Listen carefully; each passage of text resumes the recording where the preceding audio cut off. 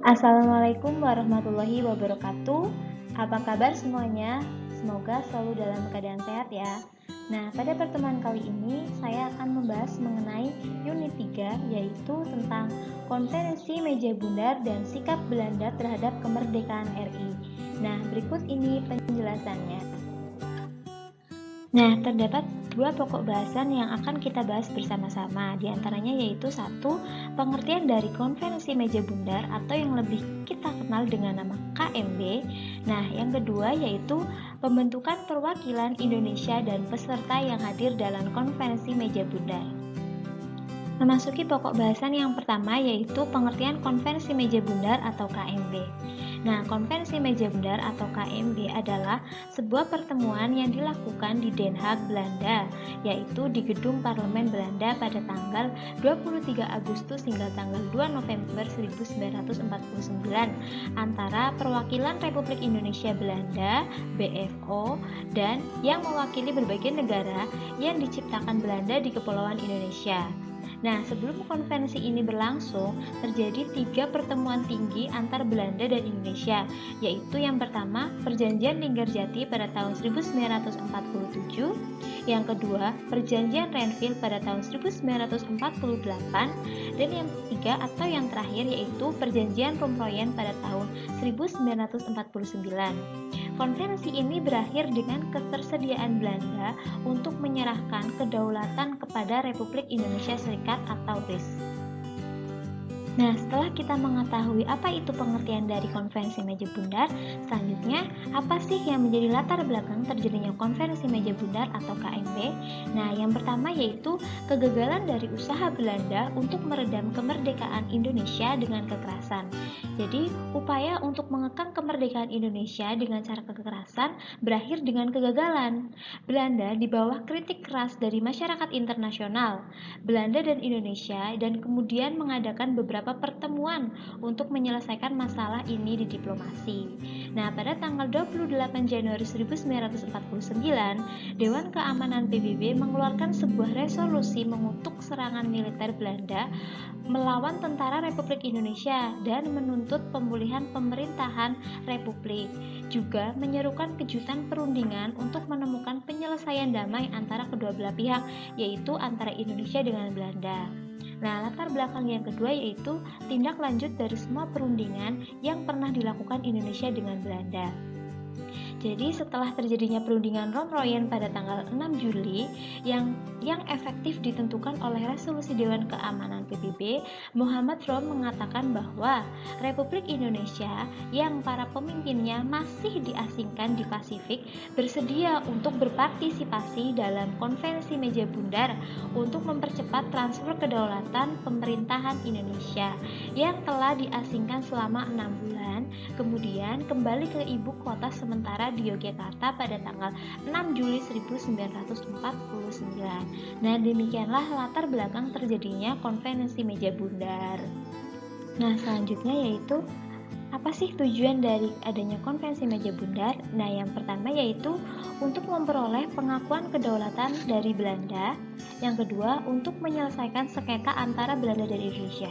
Nah, untuk mengakhiri perselisihan antara Indonesia dan Belanda dengan jalan melaksanakan perjanjian-perjanjian yang telah diadakan antara Republik Indonesia dengan Belanda, terutama mengenai pembentukan negara serikat. Nah, yang ketiga yaitu untuk menjadikan negara Indonesia yang benar-benar merdeka dan bebas dari penjajahan. Dengan tercapainya kesepakatan Meja Bundar, maka kedudukan Indonesia telah diakui sebagai negara yang berdaulat penuh, walaupun pada saat itu Irian Barat masih belum termasuk di dalamnya. Nah, itulah tujuan dari diadakannya Konferensi Meja Bundar antara Indonesia dan Belanda. Selanjutnya yaitu mengenai pembentukan perwakilan Indonesia dan peserta yang hadir pada Konferensi Meja Bundar. Yang pertama yaitu pembentukan perwakilan Indonesia pada KMB. Pada tanggal 4 Agustus 1949, pemerintah RI menyusun delegasi untuk menghadiri KMB yang terdiri dari Ketua Muhammad Hatta dengan beranggotakan Mr. Muhammad Romroyen, Profesor Dr. Supomo, Dr. Leiminia, Mr. Ali S., Mr. Suyono Hadinoto, Dr. Sumitro Joyo Hadikusumo, Mr. Abdul Karim, Kolonel TB Simanupang, Dr. Muwardi. Nah, selanjutnya yaitu peserta yang hadir dalam konferensi meja bundar. Yang pertama yaitu Indonesia yang diwakili oleh Muhammad Hatta, Mr. Muhammad Romroyen, dan Profesor Supomo.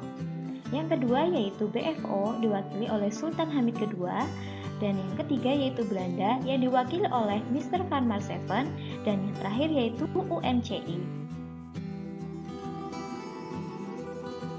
Nah, yang ketiga yaitu hasil dari adanya konferensi meja bundar.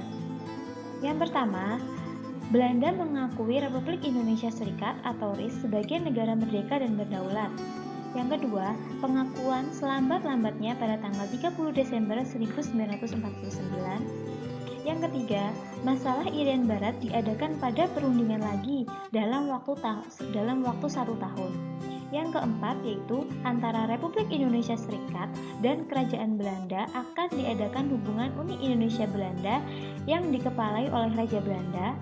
Yang kelima, kapal Belanda akan ditarik dan beberapa karvet diserahkan ke Republik Indonesia Serikat atau Indonesia. Dan yang terakhir yaitu tentara Belanda ditarik mundur dan tentara KNIL dibubarkan dengan catatan anggota yang diperlukan dimasukkan ke satuan KNIL. Itulah hasil dari adanya konferensi meja bundar antara Indonesia dan Belanda. Nah, yang nomor 4 yaitu dampak adanya konferensi meja bundar. Jadi, adanya konferensi meja bundar tentunya menimbulkan dampak bagi Indonesia. Nah, yaitu diantaranya satu dampak positif, di mana Belanda mengakui Indonesia, yaitu dengan menyerahkan kedaulatan ke Indonesia. Yang kedua, yaitu konflik antara Belanda dengan Indonesia dapat segera diakhiri dan akhirnya pembangunan dapat segera dimulai. Nah, bukan hanya dampak positif yang didapatkan oleh Indonesia dengan adanya konferensi meja bundar, melainkan juga dampak negatif. Apa saja dampak negatif dari adanya konferensi meja bundar bagi Indonesia? Nah, dampak negatifnya yaitu Irian Barat belum menjadi bagian dari Indonesia dan baru menjadi bagian Indonesia pada tahun 1969. Kemudian, apa sih alasan Belanda untuk menunda penyerahan Irian Barat kepada Indonesia? Yang pertama yaitu jelas, Irian Barat kaya akan bahan tambang. Yang kedua, Irian Barat akan dijadikan sebagai basis penyeberangan agama Kristen di wilayah Asia Pasifik oleh Belanda. Yang ketiga, untuk menjaga kehormatan Belanda di mata dunia. Dan yang terakhir yaitu Irian Barat ingin dijadikan sebagai negara boneka oleh Belanda. Jadi ada dua dampak dengan adanya konferensi meja bundar bagi Indonesia, yaitu dampak positif dan dampak negatif.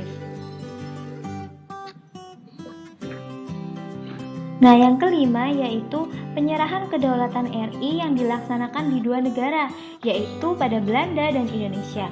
Di Belanda, penyerahan kedaulatan di Belanda terjadi di ruang tahta Amsterdam dengan wakil dari Indonesia yaitu Muhammad Hatta dan wakil dari Belanda yaitu Ratu Juliana, Perdana Menteri Dr. Willem Drees, dan Menteri Seberang Lautan Mr. A.M. J.A. Sassen. Dan sedangkan pada saat di Indonesia yaitu wakil dari Indonesia yaitu Sultan Hamengkubuwono ke-9 dan wakil dari Belanda yaitu A.H.J. Loving. Yang keenam yaitu sikap Belanda terhadap kemerdekaan RI. Bagaimana sikap Belanda terhadap kemerdekaan RI? Jadi, pasca Indonesia memproklamirkan sebagai negara yang merdeka dan berdaulat, Belanda belum mau mengakui keberadaan negara Indonesia secara de jure karena dia menganggap bentukan Jepang yang berbau fasisme. Kemudian, berbagai usaha dilakukan oleh Belanda untuk meredam kemerdekaan Indonesia. Jalan kekerasan yang dilakukan semuanya berakhir dengan kegagalan, dan kemudian Belanda mendapat kecaman keras dari dunia internasional terhadap aksinya kepada Indonesia tersebut. Yang selanjutnya yaitu makna penting konferensi meja bundar bagi Indonesia. Yang pertama yaitu politik. Jadi, Duta Besar RI untuk Republik Chili yaitu Muhammad Ansor mengungkapkan bahwa ada 4 ciri negara berdaulat, yakni yang pertama memiliki wilayah, yang kedua memiliki rakyat, yang ketiga memiliki pemerintahan, dan yang terakhir yaitu pengakuan dari negara lain. Jadi, bukan hanya aktivitas militer yang penting untuk menjadi negara merdeka yang diakui internasional, bukan hanya pergi heroik dan angkat senjata saja. Akan tetapi, perjuangan diplomasi juga berperan penting. Setelah Konvensi Meja Bundar pada 23 Agustus hingga 2 November 1949, hasil diplomasi Indonesia dibawa ke Dewan Keamanan PBB. Kemudian, Resolusi Dewan Keamanan PBB nomor 67 pada 28 Januari 1949 menyerukan dua hal, yaitu satu, kelanjutan perundingan untuk menemukan penyelesaian damai antara dua pihak. Yang kedua, agar penyerahan kedaulatan oleh pemerintah Belanda terhadap RIS dilakukan sebelum 1 Juli 1950.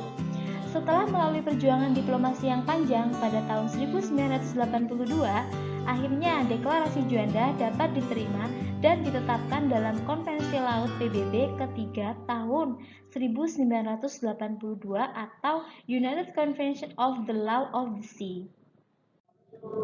Yang kedua yaitu tantangan ekonomi global. Selanjutnya dilakukan diplomasi kewilayahan pada 1957 hingga 1969, Perjanjian New York yang ditandatangani pada 5 Agustus 1962 dan disahkan pada tanggal 1 Mei 1963. Terdapat 5 tahapan dari perjanjian tersebut, diantaranya yaitu 1. Tindak lanjut masalah Irian Barat yang sebelumnya telah diangkat dalam Konvensi Meja Bundar. Yang kedua, pemindahan atas kekuasaan Irian Barat dari Belanda ke Indonesia melalui UNTA. Yang ketiga, Irian Barat kembali ke Indonesia pada 1 Mei 1963. Yang keempat, yaitu Indonesia wajib menyelenggarakan Popera di Irian Barat sebelum akhir 1969. Dan yang terakhir yaitu pada tanggal 19 November 1969, SUPBB menerima dan menyetujui hasil Popera. Nah, kemudian, sedangkan pasca tahun 1969 hingga saat ini dibagi menjadi dua tahapan, yaitu di mana pada tahun 1975 sampai 1999 merupakan perjuangan mempertahankan Timor Timur melalui upaya diplomasi. Walaupun pada akhirnya Timor Timur memilih melepaskan diri dari Indonesia melalui referendum 30 Agustus 1999. Dan untuk mengantisipasi dan menghadapi tantangan keamanan non-tradisional seperti cyber threat, kejahatan lintas batas, perubahan iklim, pandemi penyakit, dan lain-lain. Saat ini, Indonesia sebagai kekuatan global dan sebagai negara demokrasi yang semakin kuat, diharapkan adanya penguatan dalam diplomasi ekonomi, pertumbuhan ekonomi nasional di tengah ketidakpastian ekonomi global. Itulah tantangan ekonomi global pada saat ini. Demikianlah materi mengenai Konvensi Meja Bundar dan sikap Belanda terhadap kemerdekaan RI. Sekian yang dapat saya sampaikan. Apabila terdapat banyak kekurangan dan kekeliruan, saya mohon maaf. Terima kasih. Wassalamualaikum warahmatullahi wabarakatuh.